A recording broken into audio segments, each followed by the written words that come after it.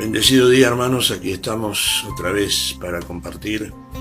Para aquellos que no me conocen, soy el pastor Carlos Alberto Ramírez, del Ministerio Bajo el Fuego de la Unción para las Naciones. Espero que Dios los pueda bendecir grandemente a partir de lo que voy a compartir con ustedes.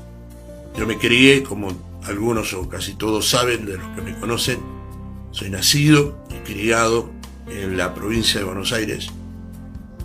Y en una oportunidad mi papá me mandó a comprar pan específicamente a un lugar que le llamaban, o se llama todavía La Curva, que está entre dos avenidas.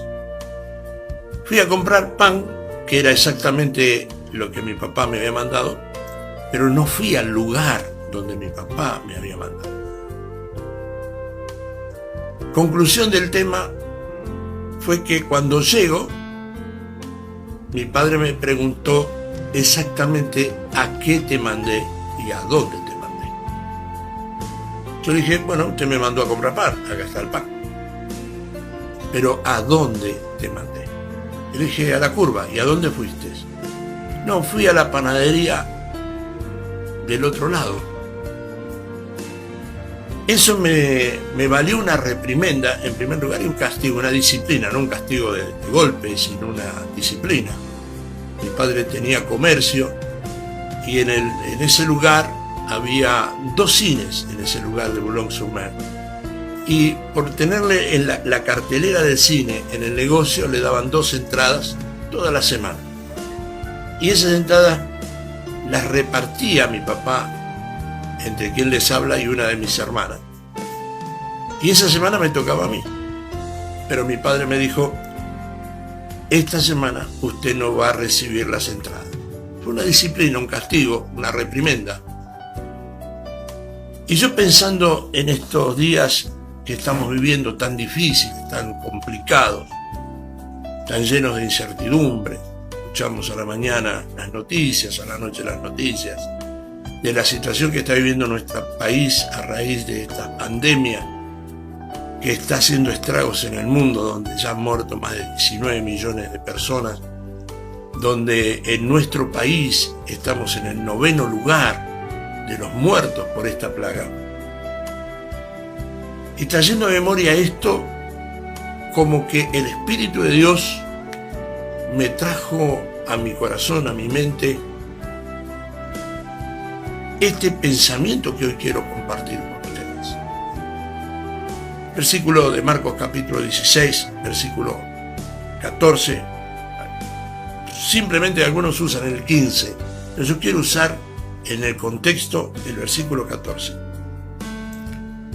Finalmente se apareció a los 11 mismos, estando ellos sentados a la mesa, y les reprochó su incredulidad y dureza de corazón, porque no habían creído a los que le habían visto resucitado.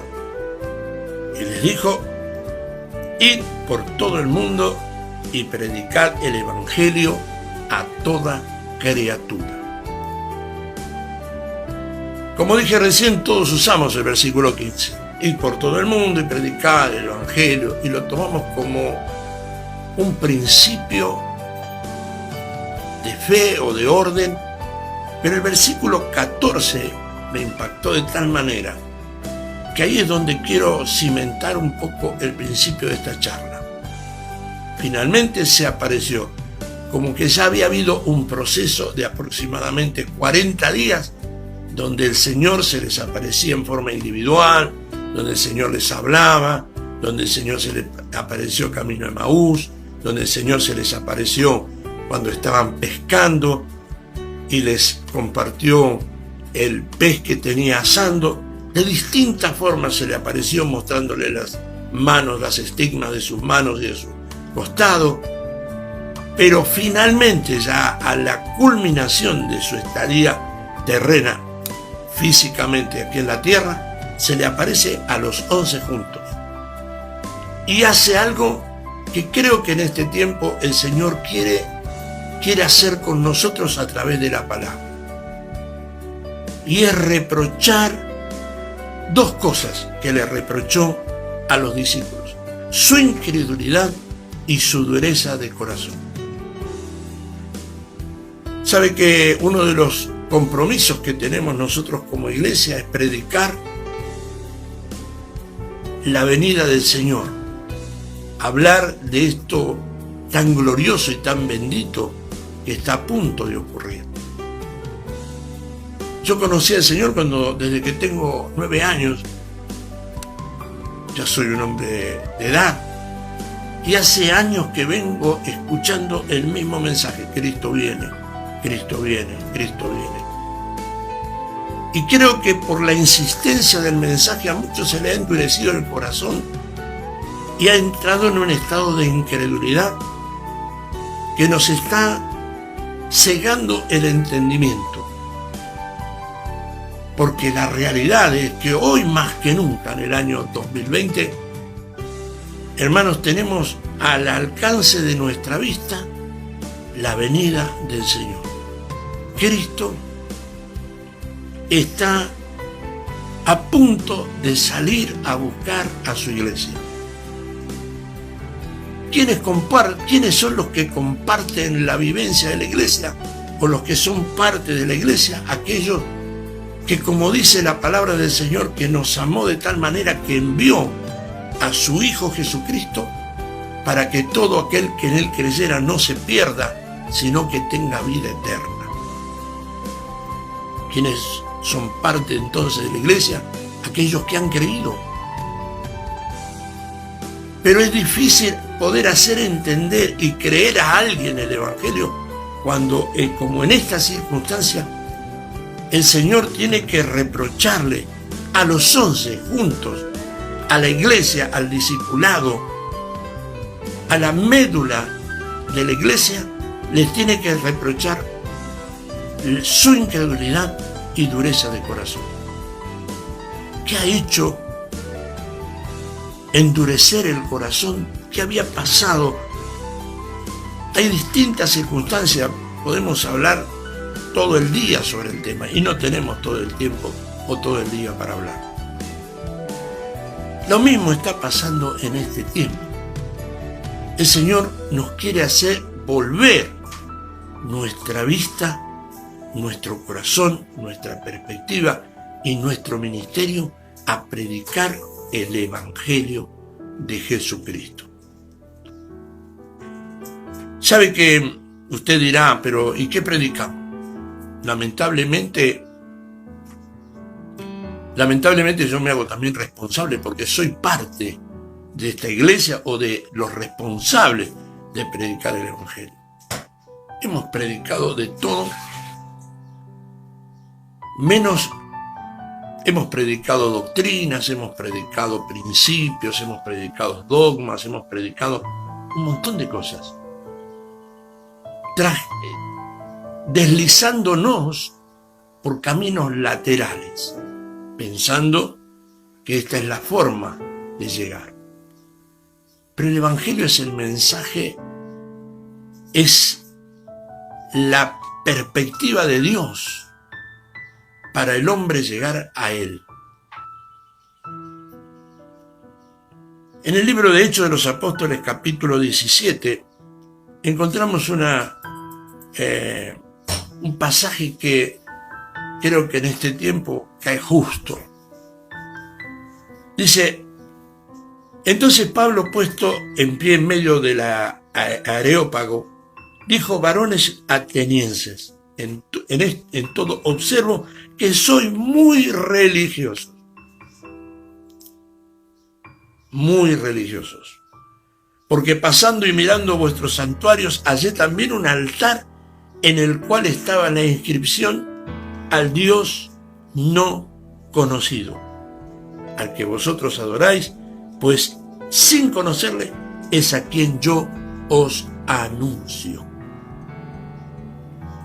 Que el Evangelio es hablar solamente de Cristo y mostrar las virtudes de aquel que nos llamó. La gente dice: ¿cómo es Dios?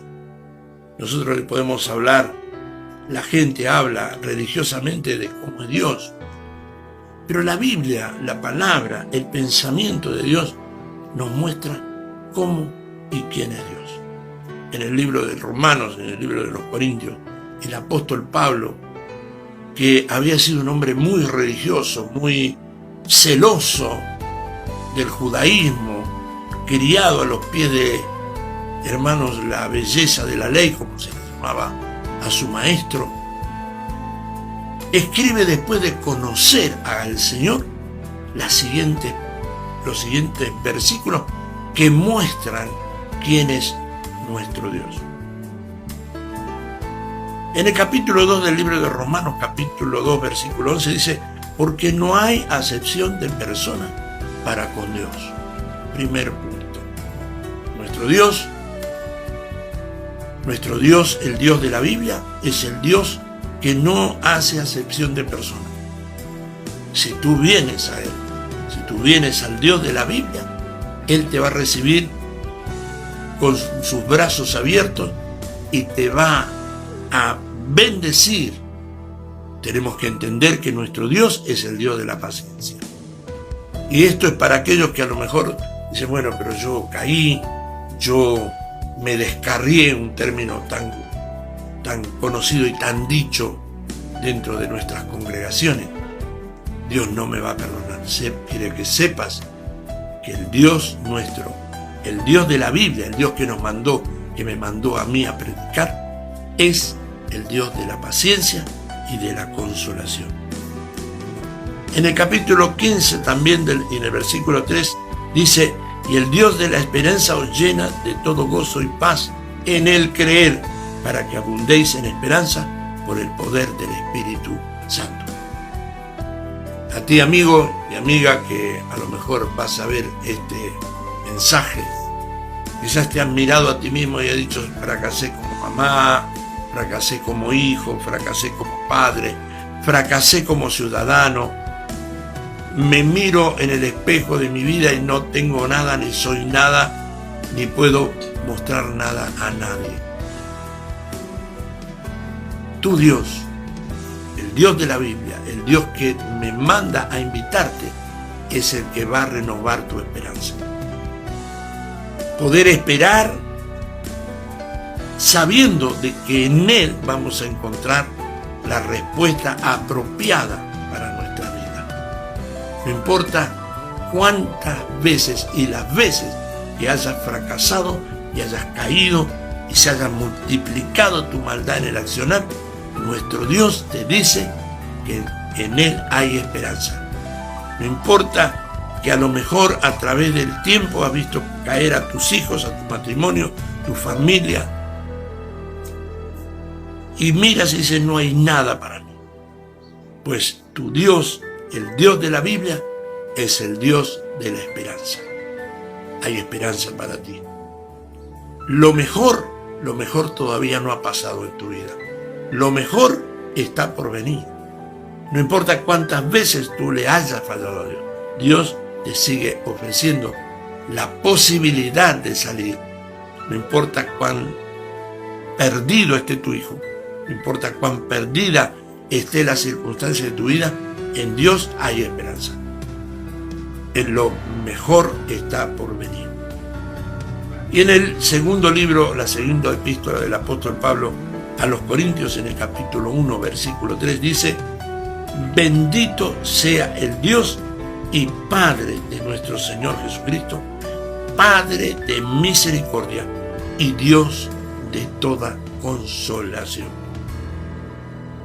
Padre de misericordia, gestador de misericordia, formador de misericordia. Dice la palabra del Señor que Él se goza en hacer misericordia. ¿Sabe lo que significa misericordia? Amor sobre tus miserias. Tus miserias más ruines, Él se encanta en perdonarlas y restaurarte, devolverte la belleza perdida. Ese es el evangelio que el Señor nos mandó a predicar.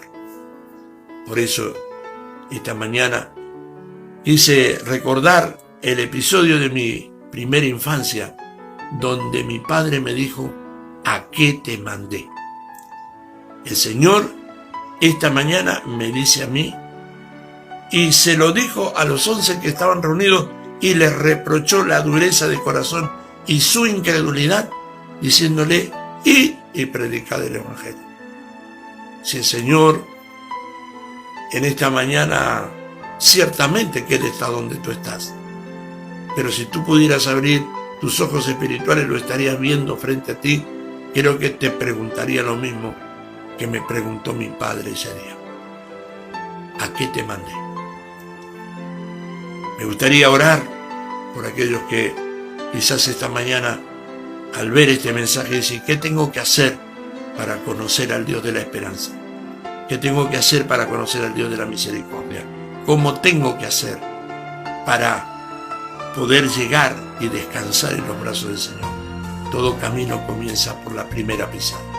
Y la primera pisada es aceptar a Cristo como tu Salvador personal. No a la iglesia, no al pastor, no a la vestimenta, no a la moda, no a la costumbre, sino a Cristo como persona. Porque Él no es una historia, Él es una realidad, Él es una persona y lo tienes que aceptar.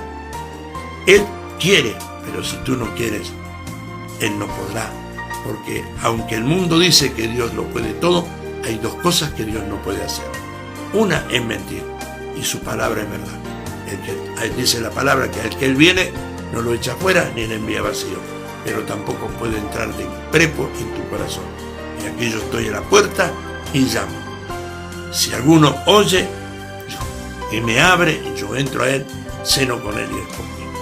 Si tú quieres en esta mañana, amado amigo, vecino, que a lo mejor vas a ver este video, comerciante, empresario, o como sea y quien sea, tú necesitas a Dios, porque puedes tener mucho dinero, puedes tener mucho reconocimiento humano, pero si no tienes a Cristo, no tienes nada.